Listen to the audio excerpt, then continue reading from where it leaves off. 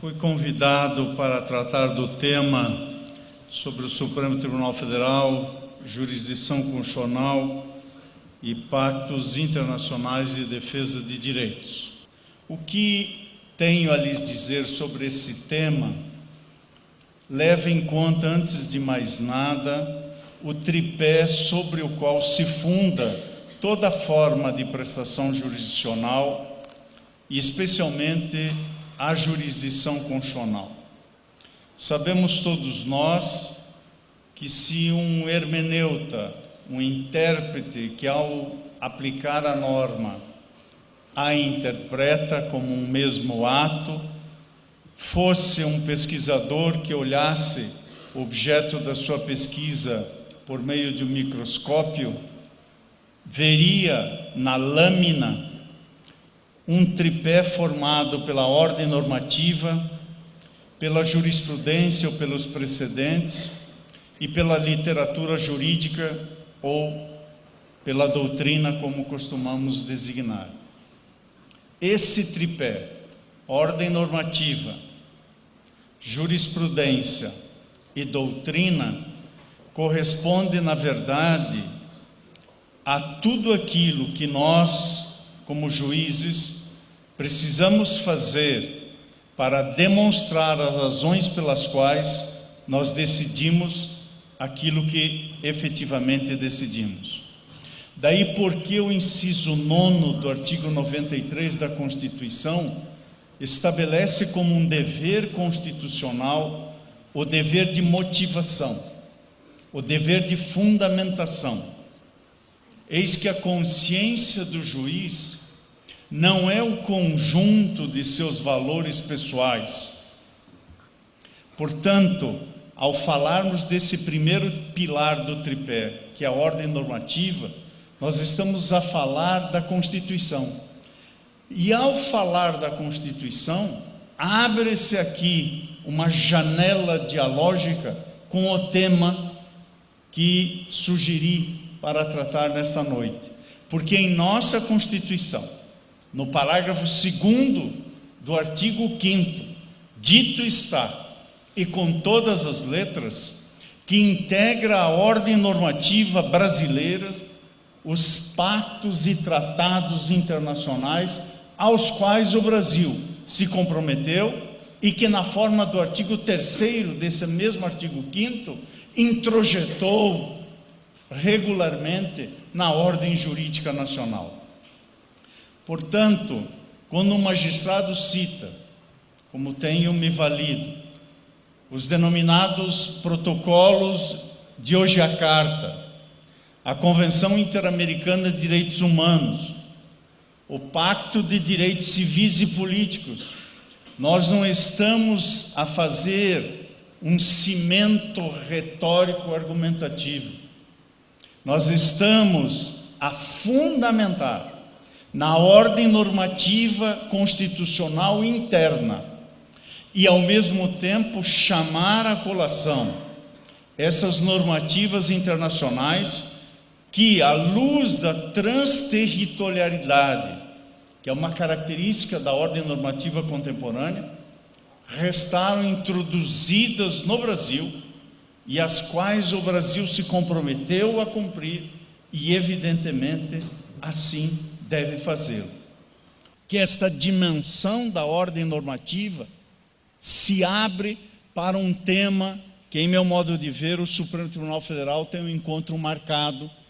e que diz respeito à temática que me propus expor, como estou a fazer aos senhores, que é o chamado controle de convencionalidade, à luz dessa cláusula de abertura do parágrafo 2º do artigo 5º da Constituição. Isso significa, diferentemente do que se tem entendido até o momento, eis que esse debate está aberto. Isso significa o controle de convencionalidade,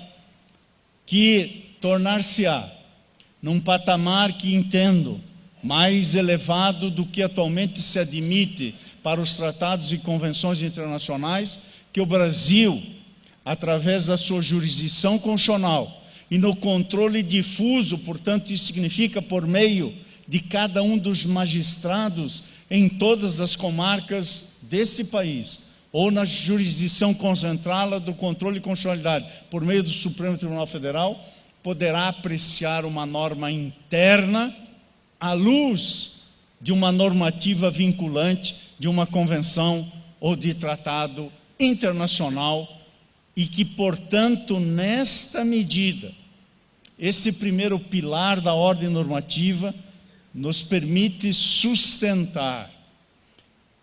como se denomina pela literatura jurídica, o caráter materialmente constitucional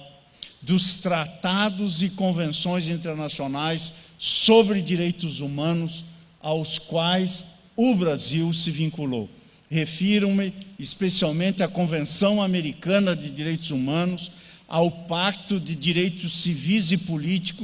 Políticos e também à Convenção Interamericana contra todas as formas de discriminação e intolerância. Se nesse primeiro pilar do tripé temos então essa abertura normativa, o segundo pilar, ao lado da ordem normativa, como lhes mencionei, está a jurisprudência ou os precedentes. E como é que esta matéria da inserção dos tratados e convenções internacionais tem sido tratada pela jurisprudência? Vamos ao precedente mais importante sobre isso, que há no Supremo Tribunal Federal, que é o recurso extraordinário 466-343, que restou relator para o acórdão o ministro Gilmar Mendes e formou a corrente minoritária. O nosso eminente ministro decano, o ministro Celso de Mello, cujas ideias do ministro Celso de Mello são sintetizadas neste trecho que colho daquele julgamento para lhes dizer que com elas tenho integral concordância. Disse o ministro Celso: considerado o quadro normativo, disse ele, portanto, quando se apreciou nesse recurso extraordinário este tema, que é o tema da supralegalidade dos tratados e convenções internacionais. Considerado, disse o ministro Celso, esse quadro normativo em que preponderam declarações constitucionais e internacionais de direito, que o Supremo Tribunal Federal se defronta com um grande desafio, consistente em extrair dessas mesmas declarações internacionais e das proclamações constitucionais de direitos a sua máxima eficácia. Extrair a sua máxima eficácia, em ordem a tornar possível o acesso dos indivíduos e dos grupos sociais a sistemas institucionalizados de proteção aos direitos fundamentais da pessoa humana, sob a pena de a liberdade, a tolerância, o respeito à alteridade tornarem-se palavras vãs. Portanto, este precedente e estas palavras do ministro Celso evidenciam que não apenas no Brasil de hoje, todo intérprete que aplica, portanto, todo julgador, é antes de tudo e acima de tudo um juiz constitucional, mas também o é, simultaneamente, um julgador que tem o dever de examinar o contraste de toda e qualquer situação jurídica objetiva, ou de toda e qualquer norma da ordem jurídica interna, com tratados e convenções às quais, em termos constitucionais, o Brasil se obrigou. E vejam como isto representa também um diálogo interinstitucional entre os poderes, porque a internalização desses tratados e convenções internacionais se faz precisamente por meio do Poder Legislativo, portanto, por meio do Congresso Nacional, por expressa determinação também da Constituição. Logo, ao incidir, já aqui o parágrafo 3º desse mesmo artigo 5º, dizendo que cabe ao Congresso Nacional esse poder de filtro entre a ordem normativa transterritorial e a vigência vinculante dessa ordem na territorialidade normativa brasileira,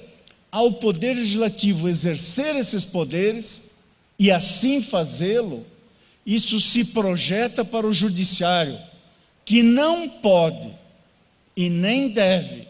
realizar aqui uma tarefa que peque pela omissão cega desses dispositivos e dessas regras internacionais. Isso significa,